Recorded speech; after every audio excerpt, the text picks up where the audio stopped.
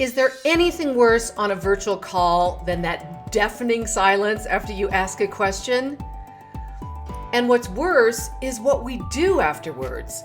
Most salespeople rush in and answer the question themselves, right? Rather than sit through that painful pause. And thus, we have taught our audience that they don't need to participate.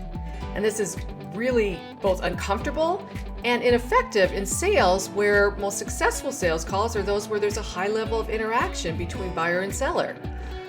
So I'm going to share with you a very simple tip, not easy, but simple, that will dramatically improve the response rate to your questions in virtual meetings.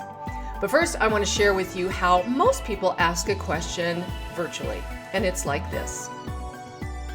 So tell me, what kind of results are you seeing in this area? Now, you probably noticed I was looking at my screen, right? I was looking at your image. And of course, your feeling is probably like most people, which is, did she expect me to answer that? Is that really a question, or is it rhetorical? And if there are more than one person on the call, you are thinking, well, it's probably directed for someone else. So that is a very common reaction when you are looking at the screen and ask a question. So the way to improve your response rate dramatically is to look at the camera when you ask the question and then hold your gaze there. So that would look like this.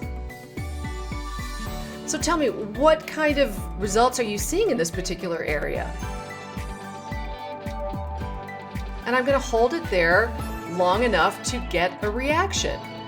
Now, this, like many things on video, is simple, but it's not easy, and it takes practice because it's very counterintuitive.